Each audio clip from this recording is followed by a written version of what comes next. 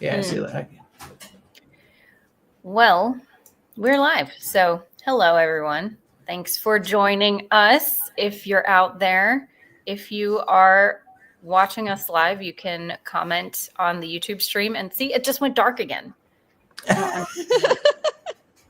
My camera has been having issues for the entire time. Anyway, we're Dragonfly Movie Club. And yeah, like I was saying, you can comment on the YouTube video live and we will see your comments and we can respond to them. So it's a great way to participate. Otherwise, you can comment on the replay and we love reading your comments and hearing your thoughts, and we even reply to them sometimes. So thank you for engaging. Other than that, we, if you don't know us, are a dedicated group of artists from all different types of industries, and you should join us. We are on Facebook. Oh, I forgot my slides. Oh my gosh, I'm just a mess tonight.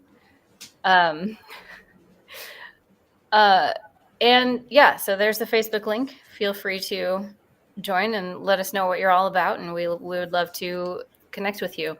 We also have weekly Saturday support calls. So if you're an artist anywhere in the world, but primarily in LA, and you need support, that's what we're here for. We also have a Patreon. So if you like what we do, you can join it. There's the link. And yeah, you can support us for as little as $2 a month. So everything we do have content-wise right now is free. So you don't need to support us, but if you would like to, we always appreciate it. So with that, let's go ahead and start. I am going to upload the slides. And in the meantime, for anyone who might not know us, it might be a little bit beneficial to explain kind of our background in movie culture. So. Yeah, I can start that.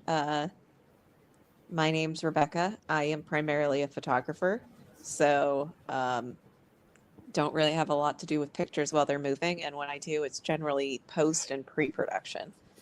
So I don't have a lot of say with like the actual movie process, but I've written scripts. I've read a lot of scripts. I know some editing. I've done editing for things. Most of what I know from movie and working on set actually comes from this gentleman here. So, well, and you're a film buff and you watch a lot of movies. I do watch a lot of movies. Some would say too many. Yeah, so I studied film. I went to school to study film to be a filmmaker, and I've managed to make some really bad low budget films. But yeah, I love movies. I love talking about movies. Yeah, Donnie Darko. That's what we're here to talk about.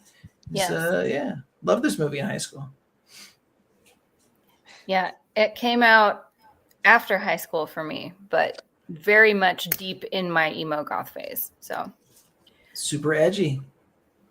Yeah. I'm trying to think what.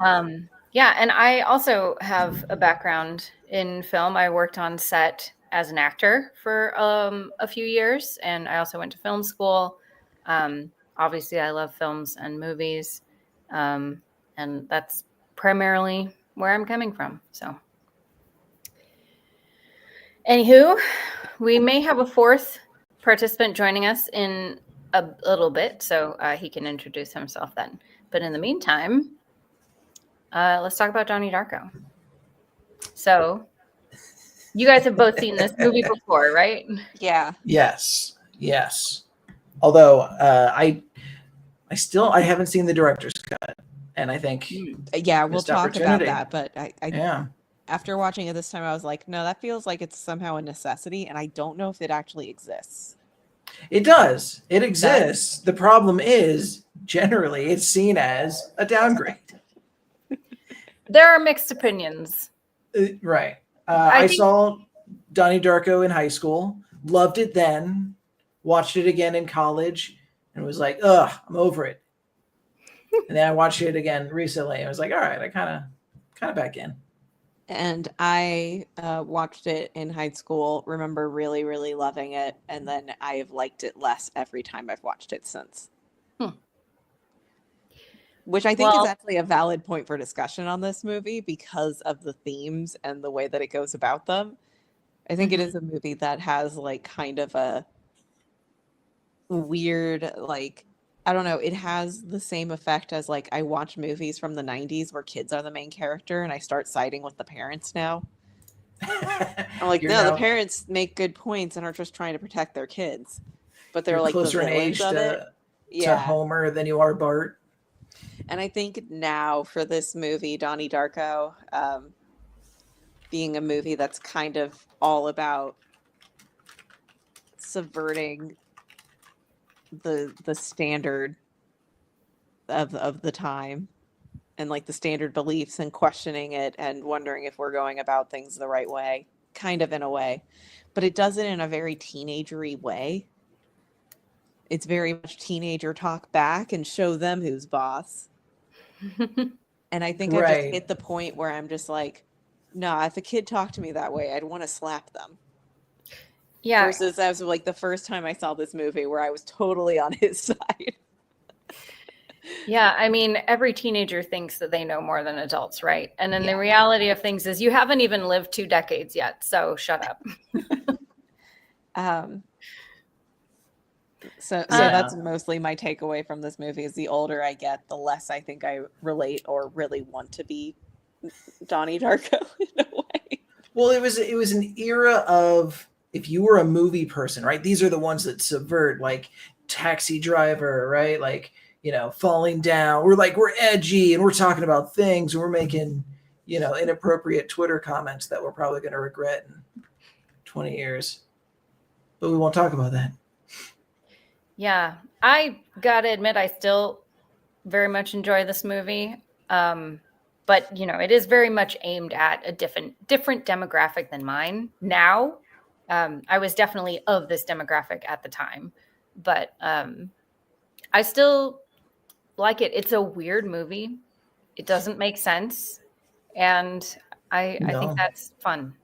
Trying to unravel the mystery, but there really isn't. There actually is an explanation for everything, but in my opinion, it worsens the narrative. Right. And I think that's generally all the things I've heard about the director's cut, right? Is it clarifies some things. Before that, do we want to talk about the plot of the movie before we start breaking it down? Sure. Yeah. Just before we get into that, if you haven't seen this movie, there will be spoilers in this discussion. So maybe go watch it first and then come back. It is a movie that the spoilers kind of matter, in my opinion. So it's been 24 years. Yes, I mean, but the kids, Ryan, the kids. For the kids. The kids, all the kids that watch this. Yes, it's true. It's true. I forget. Well, by we do the these kids, things. I mean like when I was watching this movie Yes. for the first time, so in like their late teens, early 20s. But yeah, so let's talk a little bit about the plot of this film, all over the place as it is.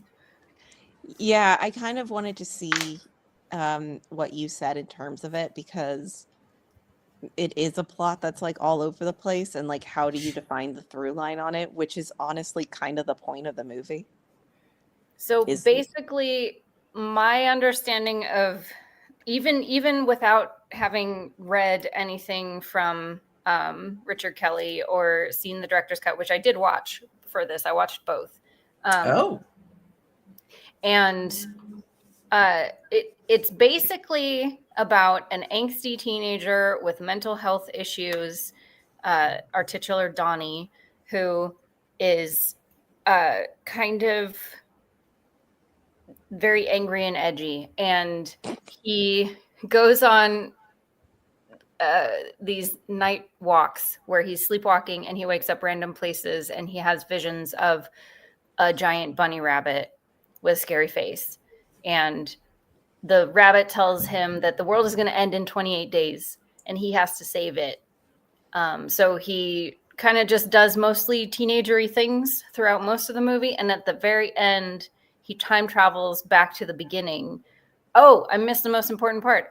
a jet engine falls out of the sky from nowhere and into his bedroom, but he was sleepwalking at the time, so it didn't hit him. So when he goes back in time, he allows the engine to fall on him and he dies, and that's it. Yep. That's it. Pretty much.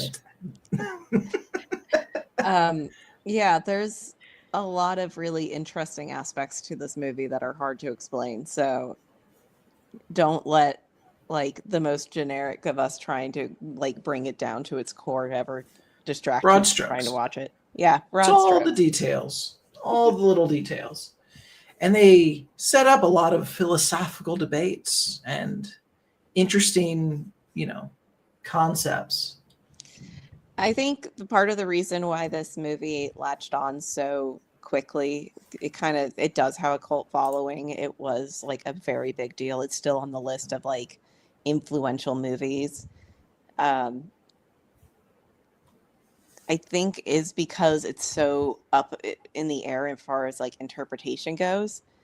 And it's so weird to me because interpretation wise, I feel like everything had an interpretation and then got cut and is in the director's cut. Yeah, pretty much. I mean, it was in the the notes. If you bought the original press of the DVD, there was a mini version of was it Philosophy of Time? Yeah. Whatever the book is called. The book that Donnie reads in the movie that kind of explains what's happening, which I think is, you don't need to know to enjoy this movie. I definitely didn't. Nobody did until much later.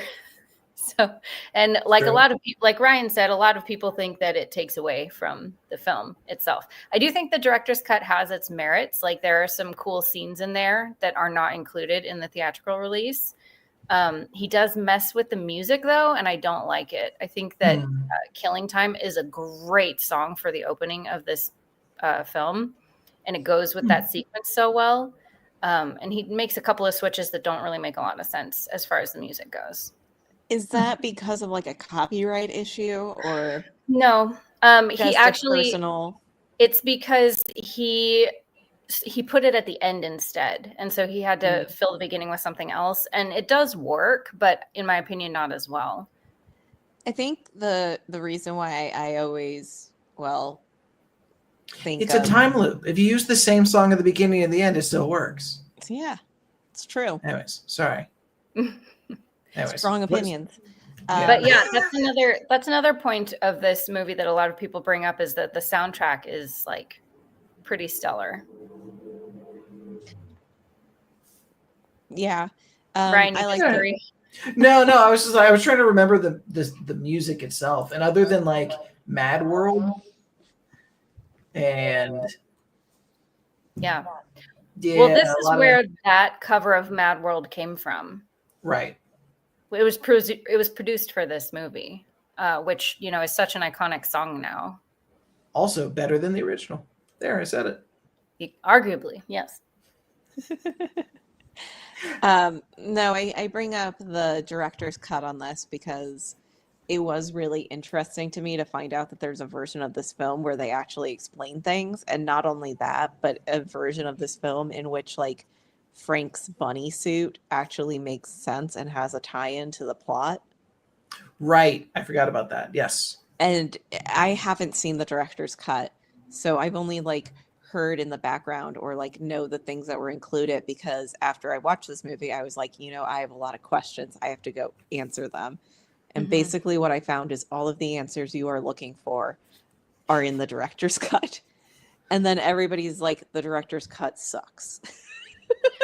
Watership Down. He's a reference to Watership Down. Yeah, I don't think that the director's cut sucks. I just don't think it was executed very well. Like the explanations are all done in like text scrolls, and it seems like out of place. It's like, right, because it's supposed to be an excerpt from Philosophy of Time. Yeah.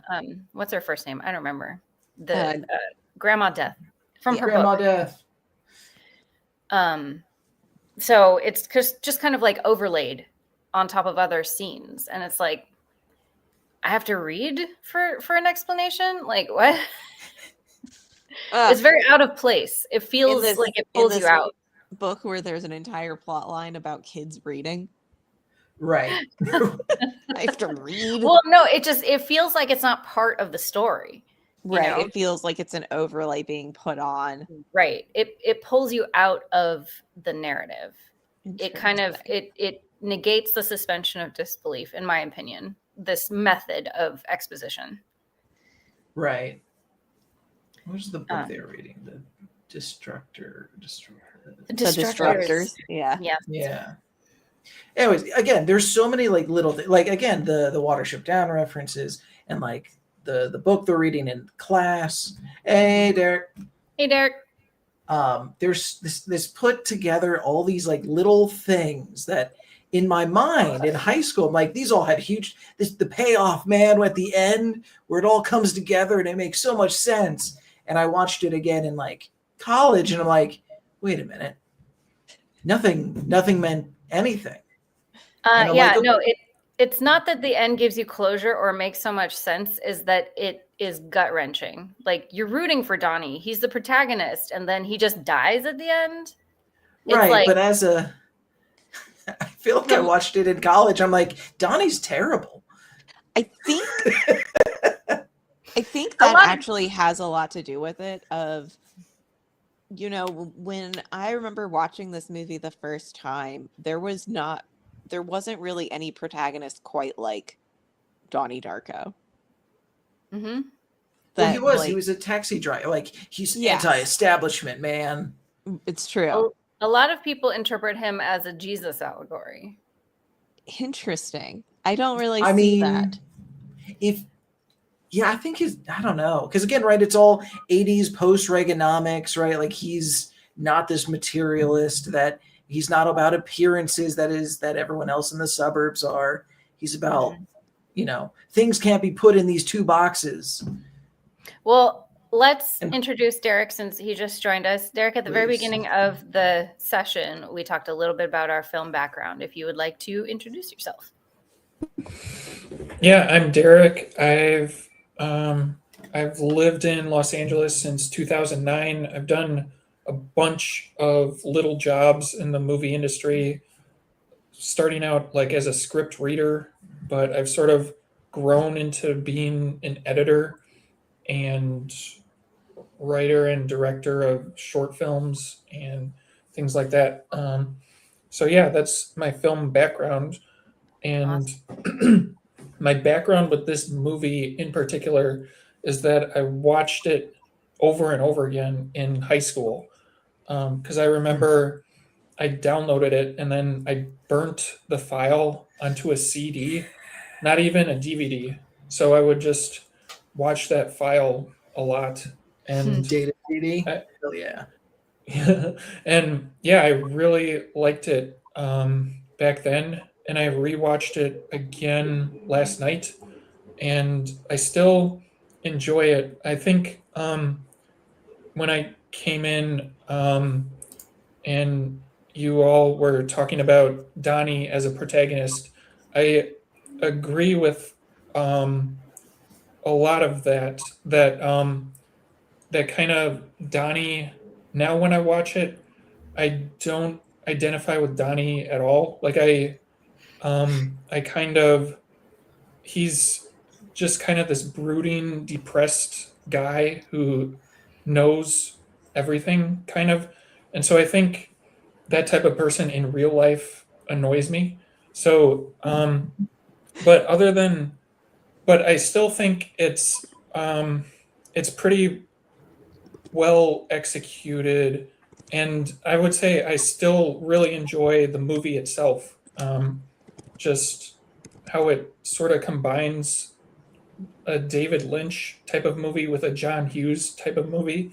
It's kind of a really interesting mixture, and all of the side characters are really interesting and entertaining to me. And so during this rewatch, I really enjoyed more of the John Hughes elements, and I still like the David Lynch aspects of it. But yeah, now I guess now that I'm older, I just like a lot of the details or world building, I guess you might call it. And so, yeah, I still really like this movie, but I do kind of agree with what some of you were saying about how Donnie himself seems a bit unlikable, or like I don't know all of what you were saying, but Yeah, well, um, he's kind of a dick, and No, he like is. No, he very, definitely is. he's Yeah. nice to Sharita. Is that her name? Yeah. Rita, yeah. Nicer than everyone else, at least. But yeah, he's kind of like just a brooding, angry, sex obsessed teenager. Like Sure. the Which scene. I feel like sex obsessed and teenager are just the I was going to say, is Yeah. that that kind of felt But I like mean, you're it's like kind of just describing a teenager. sure, but later, like at the climax of the film, when Gretchen comes over and is like, "My mom is missing, and the house was a wreck, and I think my stepdad did something terrible." He's like, "Okay, let's fuck." Yeah. Like, okay, well, she cheered wanted her to up, I wait guess. for a very special time, and that's going to be a memorable one. No, I actually remember in the most recent watching, I had forgot. Yeah, there were a lot of scenes that played like comedy, right? Like if the soundtrack had just been like a little bit like a little more Seinfeldy, like yeah, when the nosy neighbor comes to the door and is just going off about she can't be the chaperone. It just comes off very comedic. Or yeah, when Donnie meets his lady. Sometimes I right? question your commitment to sparkle motion. Thank you. The best line in the whole Whole movie. movie. It is but no, it's considered like- a dark comedy. Right.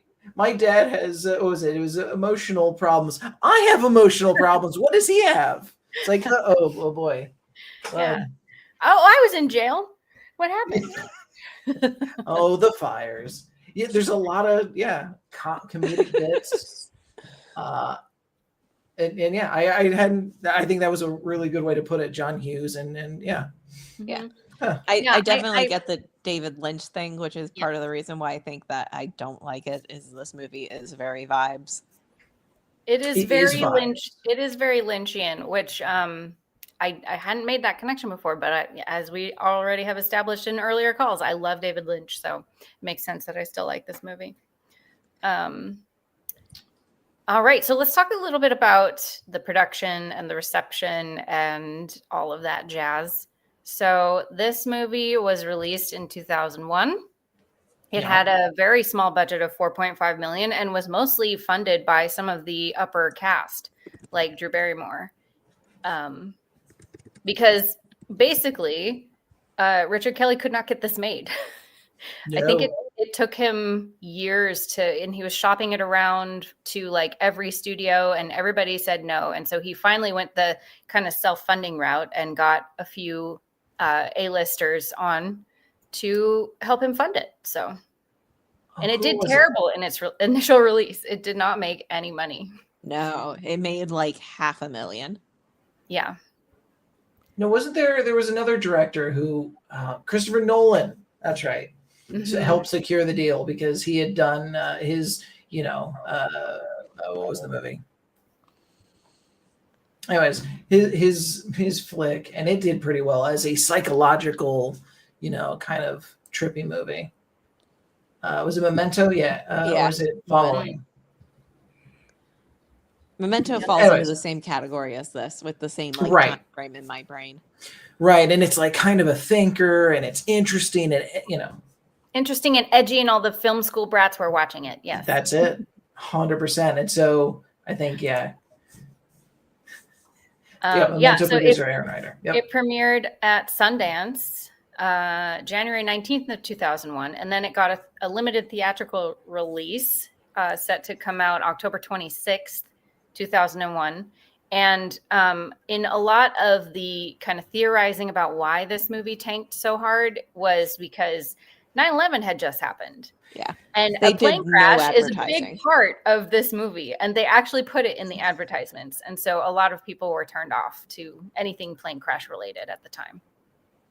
Yeah. This movie didn't Understandable. hit its peak popularity until 2004. hmm And Which is primarily fine. through word Which of is mouth, fine. which I think is actually the better way for a movie like this to get passed around. It's like the word of mouth from other kids in your high school, probably passing around the same bootleg DVD.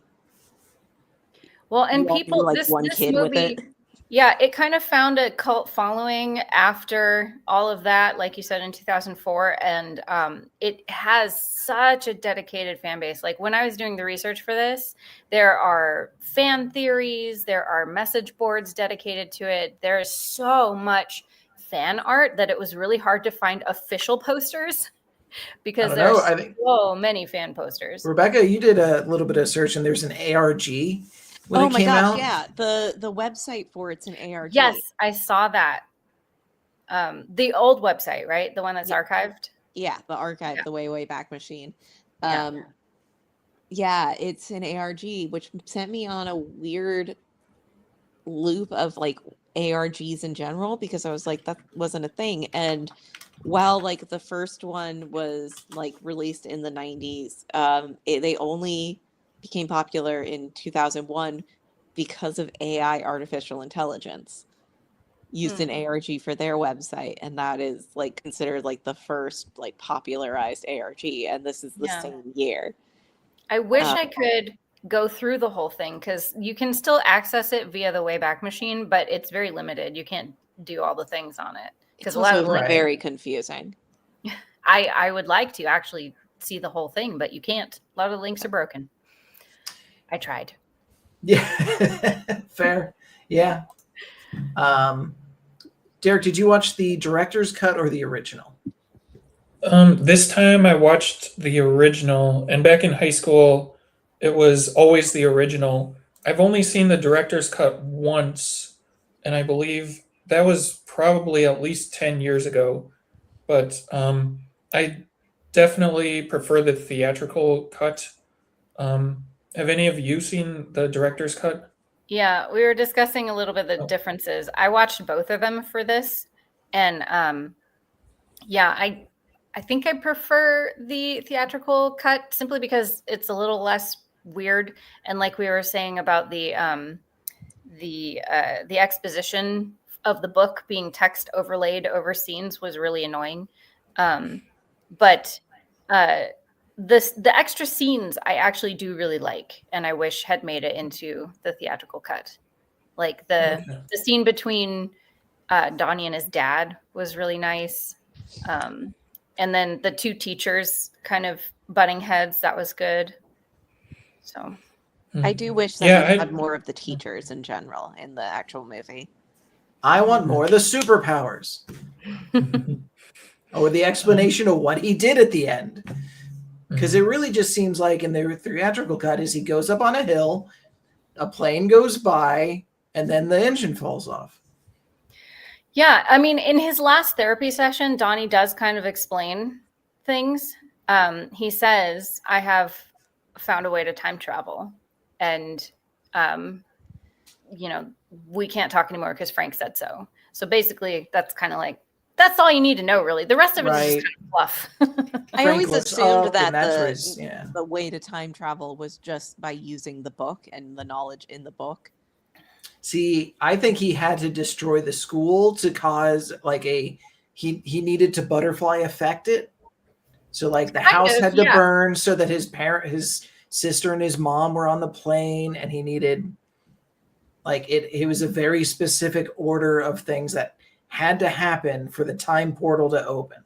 Yeah, Is how I kind of- interpreted it. That's kind of the correct interpretation. So basically, according to Kelly, what happened is that when the jet engine landed on or came through the time slip and landed in Donnie's bedroom, that opened up a tangent universe.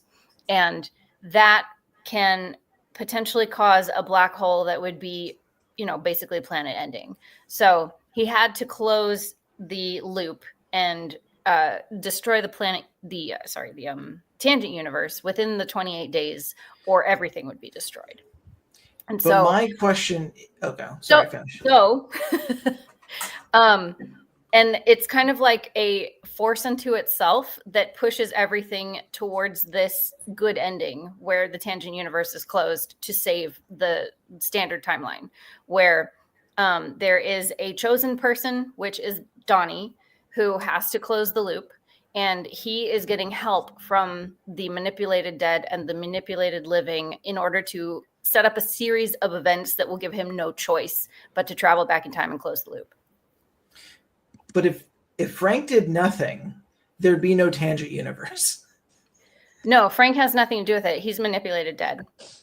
Right, but I'm just saying, like, if Frank didn't do anything and Donnie just died, then there wouldn't have been a time. Correct. Yeah. So why? Why? This Why would, did? That is This- the big question. which came first, Donnie Darko or the Time Variance Agency? Where? Oh, is Yeah, this all it's part of the very- larger Marvel Marvel Universe? Is this cinematic universe? Well, It's then very has low-key, anyone, yeah. has anyone seen S. Darko, the sequel to Donnie Darko? No. No. And Richard Kelly Okay. had nothing to do with it. No, he wrote it. He was one of the, he co-wrote it. Not Donnie Darko 2, S. Darko, which is it stars Donnie Darko's little sister Samantha are on a cross-country road trip, but No, getting that's the only sequel glitched. that exists right now. He's actually in development on Donnie Darko 2, and he had nothing Right. to do with S. Darko. Right. He hates S. Darko. Oh, he hates S. Darko. I didn't know that. Yeah. He's still listed as the writer on IMDb, though. Probably because he wrote the original. They do that sometimes. Okay, fair enough. But yeah, like I said, when I saw it in high school, so edgy.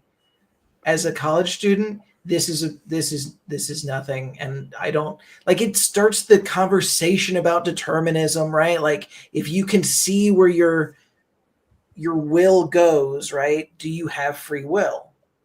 Like, can he control the thing that goes and So goes no, to get a not beer? according to this philosophy. So he is the name for what he is in this loop situation is the living receiver, and his entire purpose is to drive everything towards this inevitable conclusion. Right. And that's why he has superpowers, which he does have. He has super strength. He has the ability to see the future. He can look into people's time streams and see where they'll end up. Right, which would have been great if we saw that in the movie. And apparently telekinesis. Yeah, Yes, he so uses telekinesis. He pulled at the end. plane down. Yeah. Oh, and command of elements, fire and water.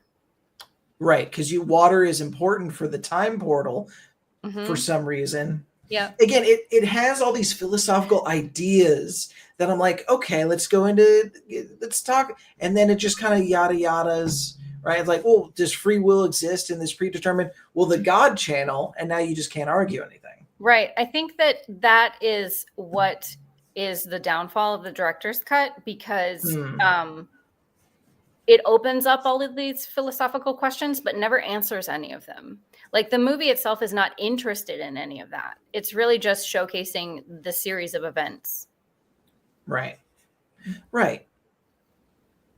So, But what did Yeah. it mean? it doesn't care what it means. And actually, Richard Kelly has said in interviews, it's up to you to interpret what it means. He left it open-ended on purpose. So, That sounds lazy. in your opinion, does he have agency? Is he doing all of these things to subvert authority because he knows where he ends up, so he knows what's not going to matter? Kind of the idea of, if you know how you're going to die, then you can do anything before that because you know how you're going to die. Or is it all just like a part of the plan? My favorite interpretation of this movie is that it's an allegory for suicide. And anti-suicide specifically, because at the end it shows all of the people that Donnie touched who now don't get to have that moment with him and don't get to, Right, but which for better and worse, right? Because he, like I said, he stands up for Sharita. Nobody else does that, and now she doesn't get that. And also he killed Frank. So now Frank gets to live. Also, the lady whose name I literally just can't remember. Roberta Gretchen? Sparrow. Yes. Oh, No. Gretchen, the girlfriend. Gretchen, yes, the girlfriend. Mm-hmm. Because she gets run over by a car. And also, what is it with like 90s, 80s bullies who are just like ready to murder? Seth Rogen out there is just ready to just stab people. Well, and I hadn't realized that Seth Rogen was in this movie. Like, I didn't know him before. So not until rewatching it this time, I was like, oh my gosh, is that Seth Rogen? What's he doing in this movie? Yeah, It took that me a was while weird. after Ryan was like, "Oh, look at Seth Rogen, he's so young," and I was like, "Where?" And his big line is, I like your boobs. Yes. Which is very on brand with Seth Rogen. I almost wonder if he just improv that one. But I thought it was hilarious because they are like more than bullies, right? Because who knows what they were doing in Roberta Sparrow's cellar in the first place, right? Right. Yeah, With knives. What were they going to I do? assume they were trying to steal something because at some point the dad said that she kept jewels in her basement or something that everybody tried to go steal. And so in my brain, I was like, they're trying to steal the gems for some reason. And then ready to just murder Donnie and Just, yeah. Gretchen. Just for no ready to reason. go. But it was hilarious because they're both wearing stockings, and as soon as they walk out of the cellar, Seth Rogen rips his off. It's like, Right. what was the 'Cause- point of it then? And we set up a thing that he's writing sorry, I just remember this, that he writes a letter to Death Grandma, and she's checking every day for a letter. And I was really expecting that to be a payoff, right? Like that was the letter she was waiting for this whole time. No. No. I don't remember Yeah, if it's in the theatrical cut. Does he doesn't he narrate it? Yes, at the he end? narrates it. Yeah. Yeah. He narrates the letter, but yeah, we never Yeah. watch him deliver it. So Mm-hmm. I'm sorry, Dan. Yeah, there is a small payoff where she's standing in the road with the letter in her hand, but I guess there's nothing showing her reading it or anything. I don't think. It's But easy to miss. But if there was something where she knows how time travel works, and she knows that there's going to be a letter at some point because of her, her time travel misadventures, right? And that letter was going to be so important to the story and was some sort of like emotional like payoff. Yeah, and it's not. And it's not. And even like the girl who likes him, you kept saying her name. Sharita. Like that, I remember I thought that was going to be like, I thought he was going to influence their life and that was going to have like a turn, but no, it's literally, he just takes her earmuffs, and then, yeah, it turns out she had a crush on him. Well, I saw an interesting, because I watched a couple of theory videos after watching the movie twice. And there's one guy that I thought was interesting who was saying that the reason why he decides to save the world, so to answer your question, yes, he does have agency. He can do it or not. Right. But the reason that he decides to is for Sharita. Because he doesn't really care about his family. They don't really get along. And then at the end, he kind of closes those loops. So if you're looking at it as an allegory for suicide, he said goodbye to all of them. He kind of like shut the door on all of that. He should be good to pass on now. But his encounter with Sharita in the hallway, where he discovers that she had a crush on him the whole time, because she's kind of like in the background of all the scenes. You don't really notice her. She's just kind of hanging around. She's not, a prominent side character. But after he sees that on the floor, the notebook with his name on it, and he smiles. And then in the next shot, he's wearing her earmuffs. And it's kind of like him realizing, because she's also, if you take other interpretations of her character, she is kind of like the innocent one. She doesn't do anything to anybody. She gets picked on, converse to everybody else is kind of a shitty person. She is dancing as an angel in the recital. So she's kind of like this angelic, innocent figure. And this creator was arguing that her innocence is what convinces him to save the world. Because yes, there might be shitty people, but also there are good ones, and they're worth saving. I like that as an interpretation because it's so Yeah. like optimistic in this movie that is incredibly pessimistic. Mm-hmm. I think there's also a lot of themes of this of like the mask that we put on. Why are you wearing that man suit? Mm-hmm. Yeah, not just that, but I don't know, when you were talking about like the end and how you're seeing like all of the people whose lives, I always just think about his mom just smoking a cigarette by the tree. And it's Yeah. just like this complete, like throughout this entire movie, I think she's the most underrated character in this entire movie. She kind of holds it together. She's very supportive of her kids. She like kind of tells off people. Like clearly she's got her head on straight, but she also like has this like performative front view of like, I'm going to go to the PTA meetings and I'm going to do this and I'm going to do this. And then when Donnie dies at the end, it's just her like mask completely off, smoking a cigarette, doing something that no suburban mom would be seen doing. Yeah. Right. Yeah, I think that moment is really kind of the culmination of her always carrying the weight and Mhm. not showing it to anybody. She feels like a very like, I have to be strong for my kids. But like on top of like her kind of having this mask on the entire time and just always being about to break. And then you also have Patrick Swayze's character who is like, you know, a self-help guru who's has a secret kitty dungeon. Secretly a pedophile. Yeah. Yeah. And also just what's her name? The Nosy neighbor. upbeat, uptight, nosy neighbor. Oh, Just her the entire teacher? persona. Yeah. and Feels like a mask that you never get quite behind. Mm-hmm. Well, right. She even keeps it on when the person she idolizes turns out is a pedophile, and she's still Yeah. like, we're putting together an offense fund. Right.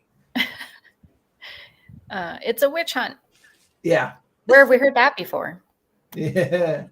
But yeah, the slide that I skipped is just about the reception. As we already discussed, it was not very well received. It's actually rated pretty high among critics, which it was at the time as well. There are definitely bad reviews if you look them up, but generally well received. And then really not until after it got its cult following did fans really start to, you know, get in there. Right. Kind of the underground. It's kind of a cerebral one. You just don't get it. I don't know. I just in my mind, if you're going to take something, get committed to film, right? It should make some sense, right? I just why did the time loop start? Or Nobody knows. Is he just a paranoid schizophrenic and this is all fake? Well, These and are all that's another interpretation, is that this is all a dream. right. And so when he wakes up, that's him laughing in the bed because he's like, what a weird dream. And then he dies. There's Right. a scene in this that makes me like question the whole reality of it, and that's when he's in the bathroom and he turns around and Frank's staring there and he presses the wall and the wall goes in, and like I was like, I don't really understand the purpose of this, and that makes me feel like this is actually a movie about mental illness. Like Right. in and of its reality. I That assumed scene it was is- him pushing on the fourth wall. Yeah, that scene has always confused me as a viewer in my initial watch of this film and also recently, because it's like he's looking into a mirror, but the mirror is behind him. So he's either pushing on air or the wall. Or the fourth wall, as Ryan put it, which is actually a pretty good interpretation of it, but it's not clear enough for me to like get that as a meaning. So it's that scene specifically that makes me feel like this is an episode of paranoid schizophrenia. Also that he's seeing Frank. Yeah. Well, according to Richard Kelly, he's not a paranoid schizophrenic. He's Right. the This is living all receiver. facts. Yeah, he's the living receiver.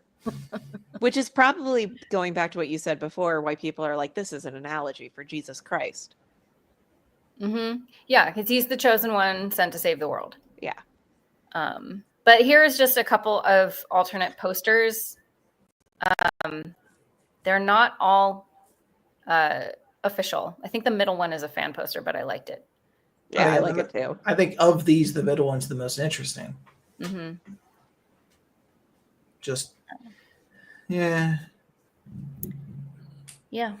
So is it deep or dumb?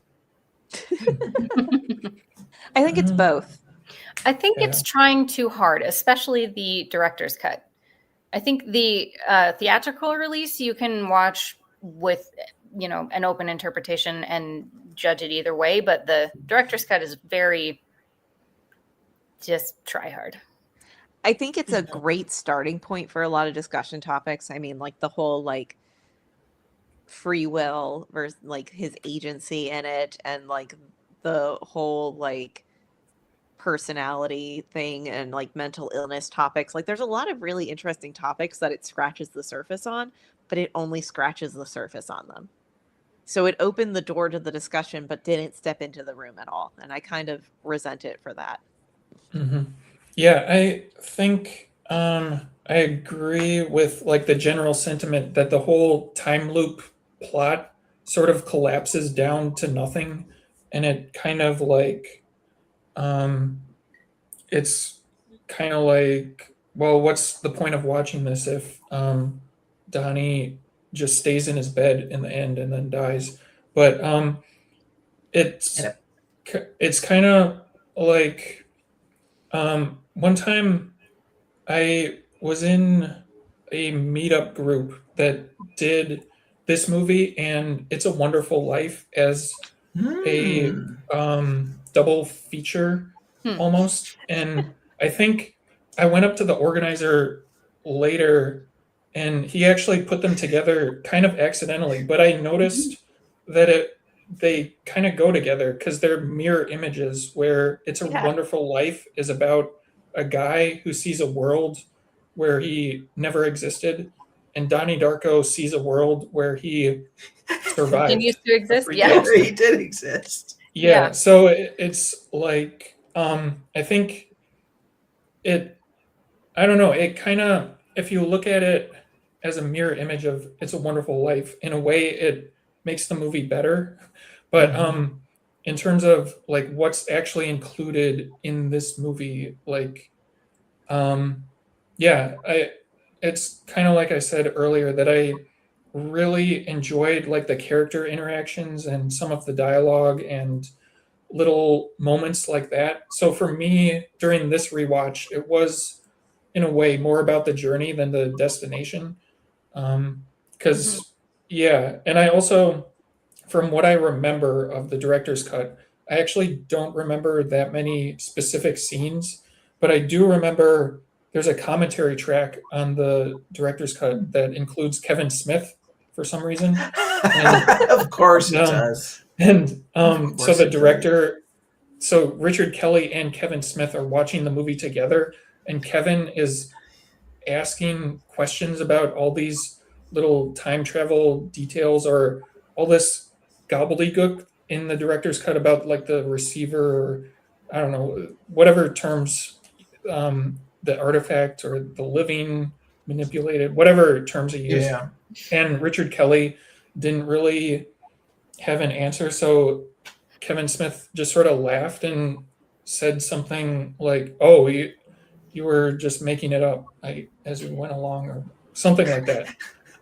So right. Yeah, I think the director's cut does go way overboard with the nonsense or like the jargon and the little plot elements. It's like it's trying too hard to justify the events of the movie in ways that don't even make sense. Like, because according to Richard Kelly's own like philosophy, according to the philosophy of time travel, the thing that the catalyst that kind of needs returning to the primary universe to close the loop is the artifact, which is usually a metal object that gets pulled from a tangent universe into a primary universe, or it gets pulled from the primary into a tangent universe, and that's what opens up the whole time loop and tangent and everything.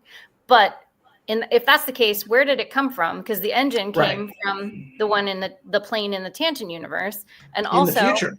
And yeah, in the future. And also, why does Donnie have to die? If that's the case, it gets returned. The loop should close. He doesn't have to sacrifice himself. Well, but then you about wouldn't be on the thing that the tangent. primary universe, the thing that the primary universe wants is the return of the artifact, not the living receiver.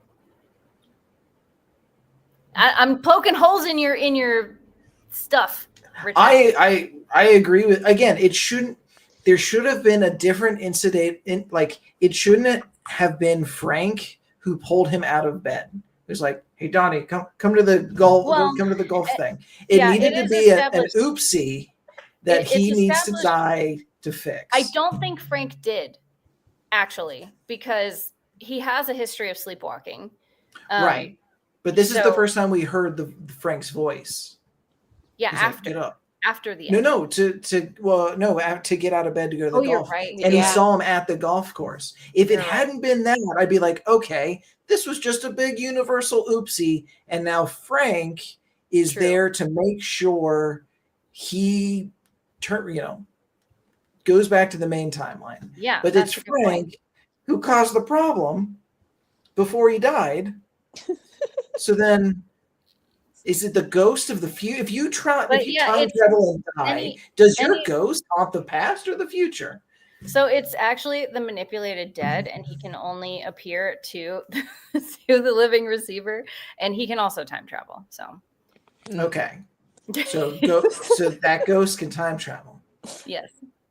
Okay, it plays an allegory for schizophrenia too, because he has a history of sleepwalking. Right. He does that before any of this. He does that at the opening of the movie when we meet Donnie. He has sleptwalked and woken up in a weird place. And there's also mention of it having played a role in his time in juvie. There was an escape attempt, according to the lore. I think he mentions that. Oh, does he? I think he does, because I knew that. And I was like, I didn't read enough on the so apparently when he was in juvie, he climbed over the fence and got cut up by the barbed wire because he sleptwalked in an escape attempt. Yes. Right. So like if that was the reason he was out of the bed, and then Frank's like, listen, bro, you were supposed to die, and it's up to me to make this timeline awful so that you will sacrifice yourself to save your family. Right. But like, again, it's not clear cut, and it's all I rank it in the dumb. It set up so many like interesting ideas, and then there was no payoff. And I don't know if I needed an M. Night Shyamalan twist per se, but like, boy, if that story like it just like intertwined a little bit nicer. Yeah. I mean, I don't know if it needs to. Like, this was a story that Richard Kelly wanted to tell, and that's what this movie is. Which is actually something that we haven't talked about, is the actual making of this movie that he wrote in 28 days and then filmed it in 28 days. And it's 28 days before the end of the world. Right. Which was done, according to him, on purpose. Right. Oh, yeah, sure. But he was also 22 when he wrote this. And I think juggled the idea for a really long time before deciding it. But a lot of the movie is based around him writing the movie. It's kind of a movie about him writing the movie. In a weird way. We watched 8.5. We already watched 8.5. I'm trying to... But just like the time of the year that it's written around Halloween. It was because he was writing it around Halloween. The number of days in it is how long it took him to write the movie once he actually started writing it, which was like 5 years after he came up with the idea. It's based a lot around his hometown. Grandma Death is based around an actual person from his hometown. It's weirdly, it has a lot of him in it. Yeah, I was going to say a lot of what takes place in the movie is based on experiences that Richard Kelly had. like random ones that he was like, oh, I got to put this in a movie, and it ended up in this movie. I think the whole jet engine thing is based on an urban legend Sure. that existed when he was a kid, that walked of a kid dying when ice fell off of a plane. Mm. Yeah. But it's so weird to like watch a movie like this and be like, the director put a lot of himself in this movie about a paranoid schizophrenic time traveling.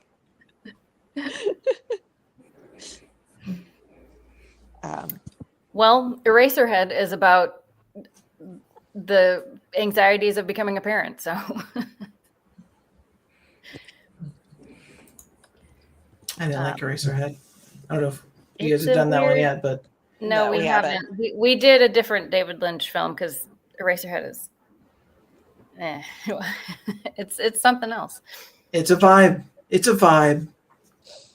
It doesn't I have to be guess good if it's a vibe. It is vibey. It is vibey. But back to Donnie Darko. Back to time, but overall, I enjoyed it. I think, again, I like it more than I did in college, less than I did in high school.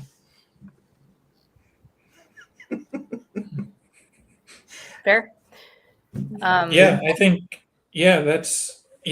that's pretty much what I would say as well. Like I think like in my early adulthood, like after high school, I may have looked down a bit on this movie. But now I'm sort of back to liking it again. And I also really like the music choices. Like when I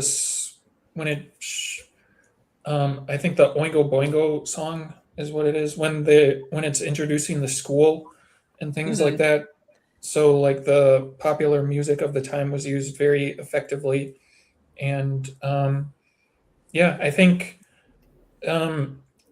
in a way, this is the kind of movie that might have too much plot in it.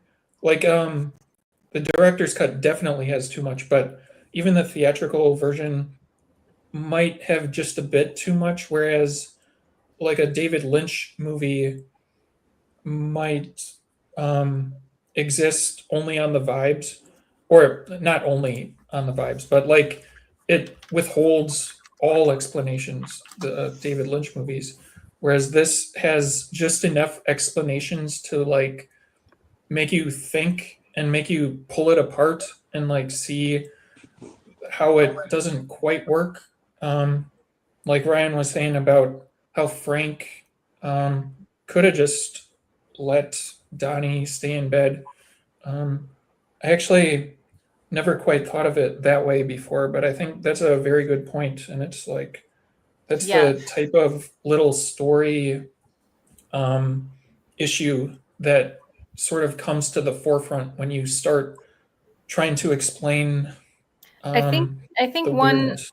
one explanation around that might, just playing devil's advocate, there are a lot of holes in this whole time travel thing that Kelly has going on in this movie. But if Frank appears to Donnie as the manipulated dead, then he's already gone through the events that happen in the Tangent universe.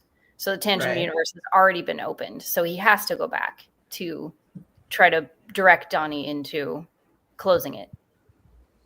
Right.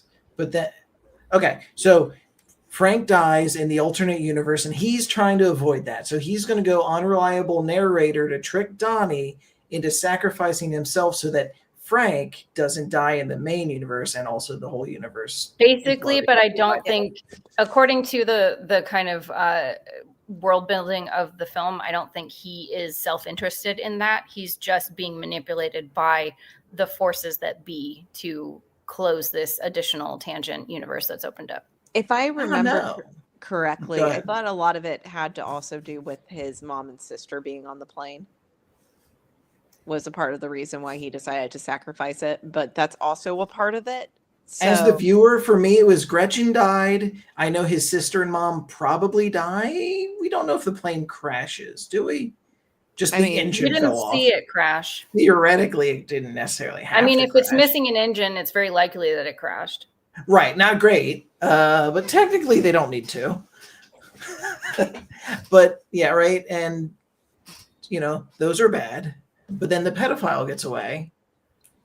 Yeah, So that's it's not not great. about it's not about what's the best outcome for everyone. It's about closing Right. the tangent universe. Right. Yeah, that was kind of what I was going to say about the interpretation of him as Jesus Christ or the Savior, that he does sacrifice himself, but by doing that, he does let the pedophile get away. So it kind of like, I don't know, you kind of have to weigh the good and the bad, I guess. If you're in Right. Donnie's position, you have to Well, like, it's either that or the entire world ends. Right. That was the, and it just, as we're following Donnie, to me, and again, it is what it is. I didn't feel him make that choice. It kind of felt like it was the only choice, right? Because again, Gretchen's dead, mom and sister Yeah. probably dead, and just like, well, I guess I'm gonna go psychic an engine off a plane. Like, Well, I don't know. It You've needed, never like, felt just, that way? it just needed a little bit of like connective tissue, or you go the opposite route. You don't explain anything, which is Well, what we're closer to. For But what it's it's like- worth, the explanations are much more prominent in the director's cut, and Richard Right. Kelly has said that that's the film he always wanted to make. So Right. So he wants. It's the weird things like you need metal. It's got to be a metal frame, right? It's like that's what your Metal time machine object. has to look Yeah. like. Oh, and the metal, And it just- time machine, right. yeah. And that just feels like, again, it feels like these arbitrary rules. Like the first part is about predetermination and like, the time, like your life, you are a 4-dimensional being, a worm, right? And any slice of that worm is your 3-dimensional self now.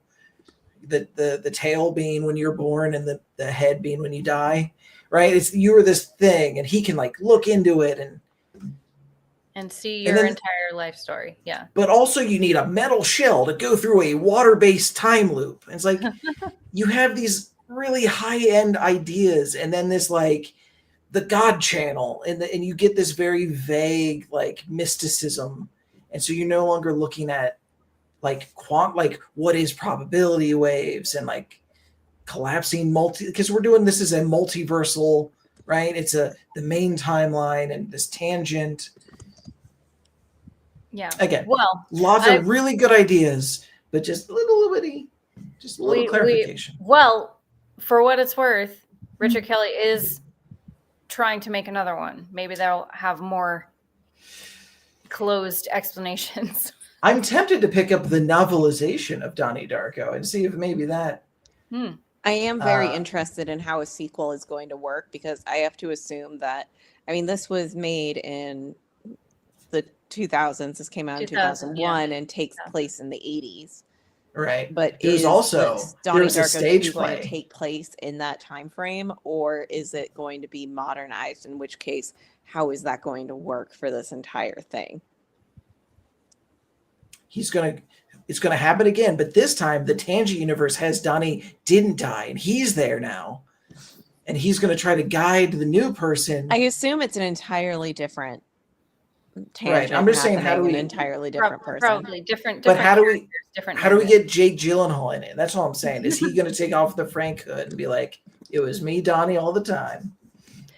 Well, anyway, it is after 8, Anyways. and we have talked this movie to death. There Richard, call me. I got ideas. there is more we could talk about. We didn't even touch on some of the other themes that I was picking up, but that's all right. We can maybe do that when we talk about the sequel. That's right. Yeah. But yes, any final thoughts?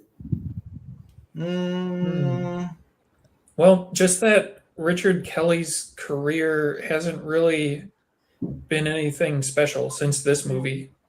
Yeah. So Yeah. Yeah, I he would hasn't be- really made a lot of films. No, last one Yeah. was Kind of 2009. started with his passion project. Mhm. mhm. Yeah, I am.